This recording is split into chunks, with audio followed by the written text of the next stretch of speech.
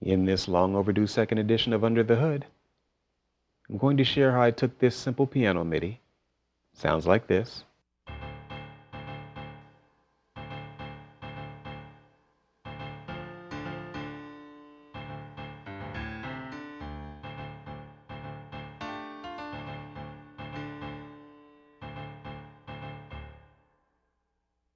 And reverse engineered it back to this.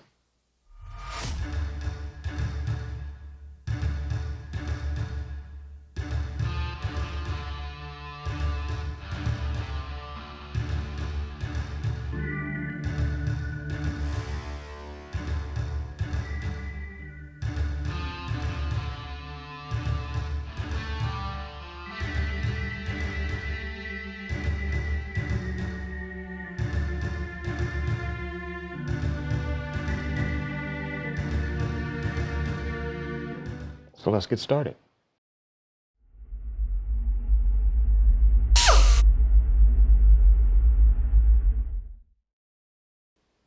Doesn't all this sort of remind you of Morse code? Dits and dots and dashes. If you can break this code,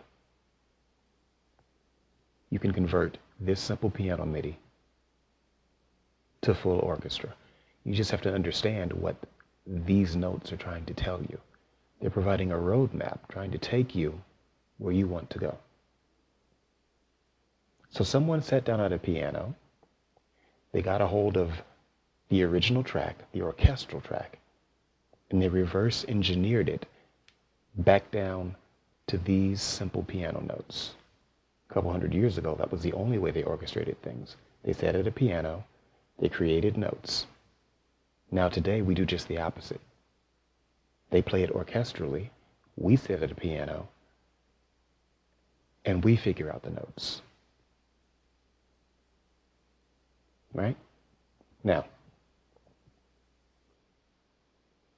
it gets really repetitive.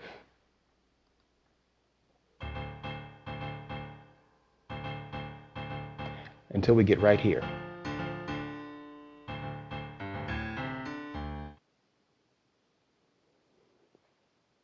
What is that? It's a guitar. How do I know? Because I also had the original piece of music. And when I got to this point, I heard a guitar. So I copied this and pasted it in the guitar area. This is my guitar track.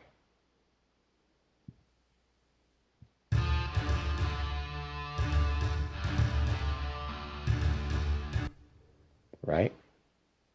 And it is actually a live track. It's not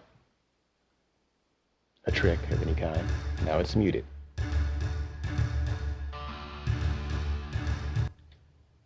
Okay? Now there's open space here. You probably recall there was something down there, right?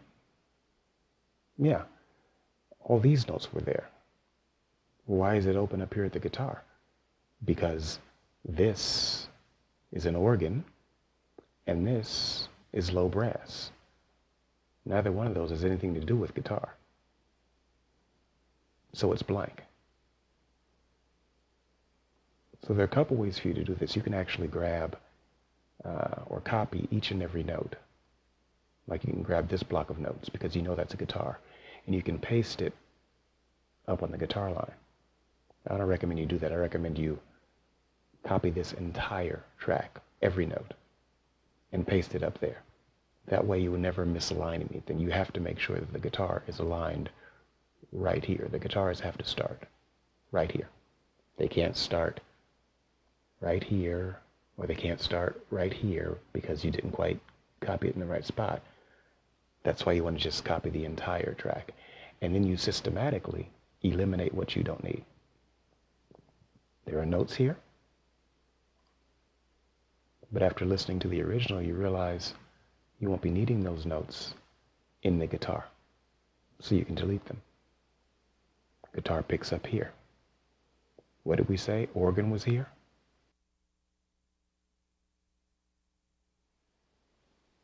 That's organ. And then just next to the organ, That is low brass. There's low brass. So when you combine all those things,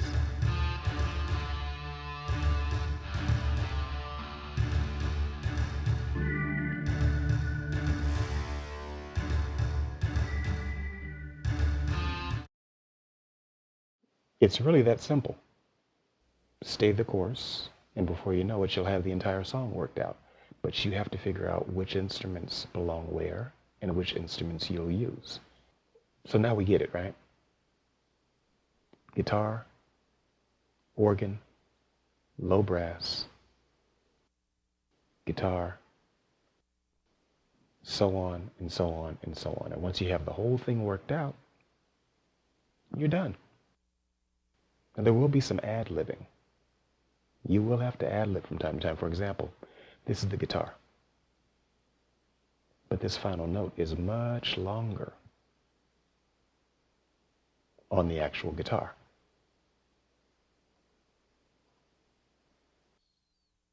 Look, much longer. It was done by, what, here? Oh yeah, it's done. So you have to figure those things out. Now it needs to be longer, so you make it longer. And then there's some organ that happens, I want to say in here, that just doesn't exist. The notes aren't here, and the notes aren't here. I had to sort of ad-lib that. Right about here.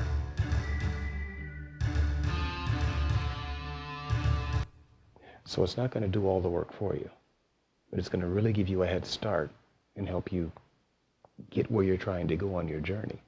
And before you know it, you won't be deciding or trying to figure out how to do this. You'll be determining, hey, which articulation should this low brass hit be? Sforzando, or do we want it to crescendo? Do we want it to diminish? Is it forte piano? What is it? You're going to get there before you know it. All right, let's open the hood and take a look. Okay, let's focus on the left-hand piano parts, the percussive parts, the rhythm, if you will. We want to find where these belong, all these, this entire line, up here with the instruments. Get this so we can see it. All right, now we can see everything we need to see. Let's start right here with BT Phobos. Phobos is a synthesizer by Spitfire, and to be honest with you, I think that I mixed it right out of the piece because I can't hear it. This is the natural level that it's playing at.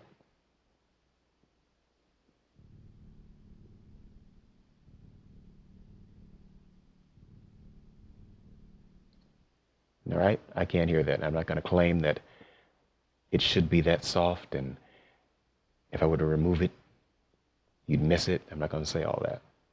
I just think I accidentally mixed it out of the piece. Leave it at that. Moving down. Let's go down to something much more prevalent. Cellos. Now this you will hear. Cellos are playing spicata, and not that light, fluffy, airy Hollywood spicata that we've come to know and love. This is a bit more aggressive. They're digging in a little. Not too much, but a bit more aggressive.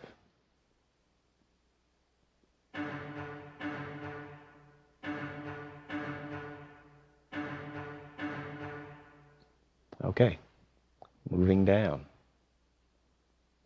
When speaking of basses, a Grammy Award-winning friend of mine likes to say, she needs a bigger booty, meaning more bottom.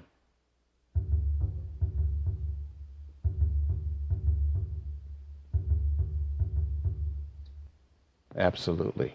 That's some Louisiana bottom end right there. And going down, upright bass. The upright bass is going to bring some jazz to the piece.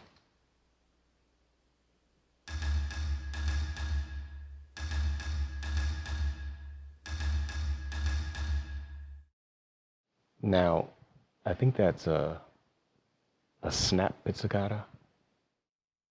How does that work? So you pull the string back hard enough so that when you release it, it snaps back and hits either the body, I'm not sure what the body of a bass is called, or it's hitting the fingerboard. All right, moving on. Waves bass slapper. Now this brings the funk to the track.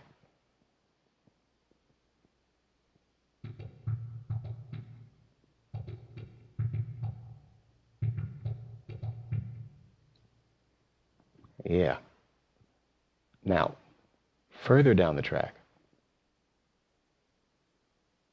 we get this daiko right in here.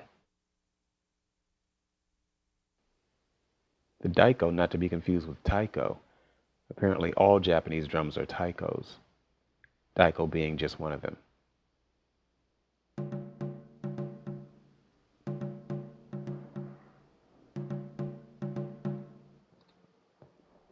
That almost sounds like a conga or a bongo. That's going to share some space with these shakers. These are both by LA Modern Percussion, by the way. The daiko and the shakers.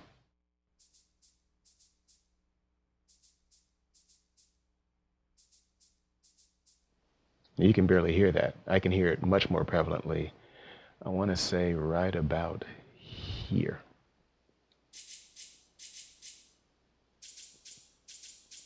Yeah, those are definitely shakers.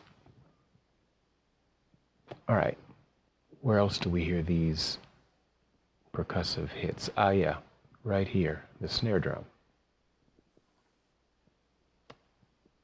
When those come in, the song becomes a bit more militaristic. The drum is definitely militaristic. And it's coming in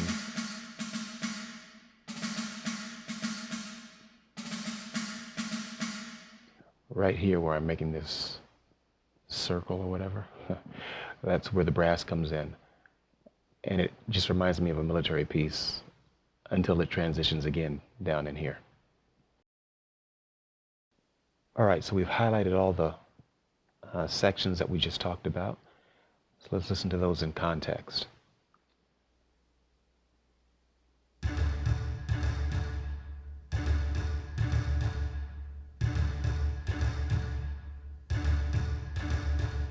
All right, so it just repeats that over and over and over until it gets to about right here where the daiko and the shakers that we talked about come in.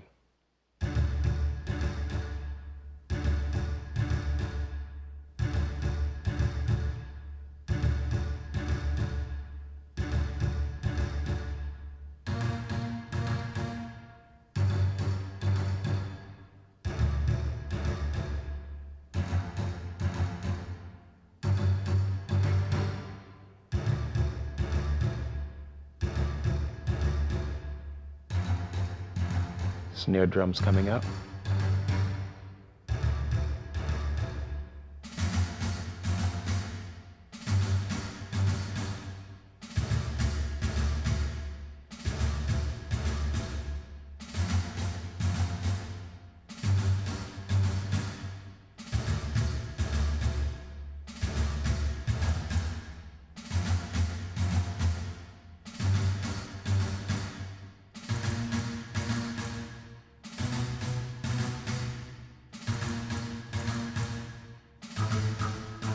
Right about here, the daiko is going to take a very different path.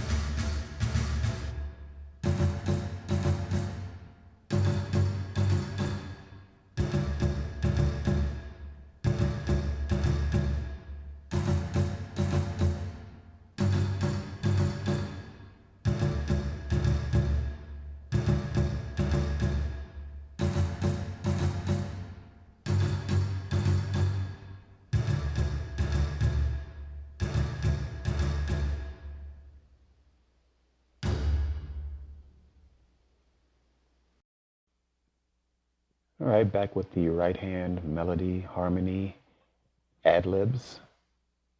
Anything that doesn't go da-da-da-da-da-da, da-da-da-da-da-da. I'm so tired of that tune. I'm sure you are too. Let's get right to this. Overdrive guitars first.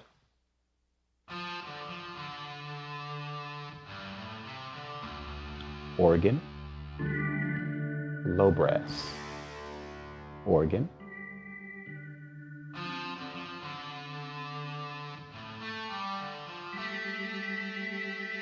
and strings begin to swell. Tremolos, longs, and legato, I believe.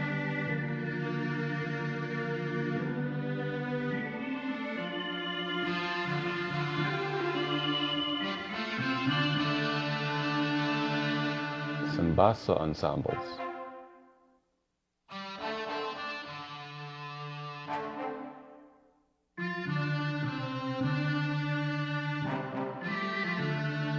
And that hint of brass brings the brass section in.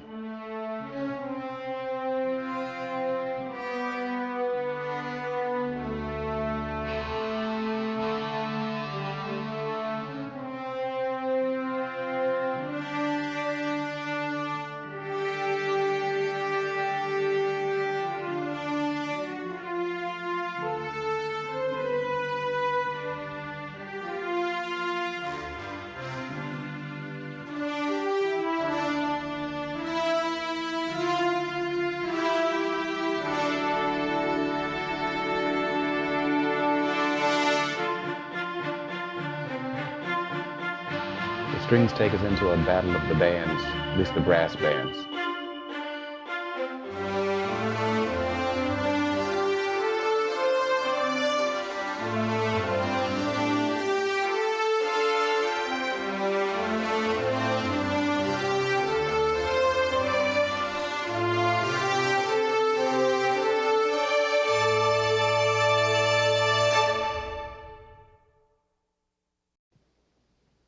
All right, guys, in closing, we are back at my favorite view, the mixer view. I don't know, I just always had a soft spot for it. I hope you found this helpful. I didn't want to give you too much information, just hopefully nudge you in the right direction if you've been curious about this sort of thing. Looking at my mixer view, it reminds me, I'm going to do a template video here soon because all this represents about 5% of my template. It's a pretty good size. In closing, how about the whole song one more time? You're free to listen if you want. See you next time.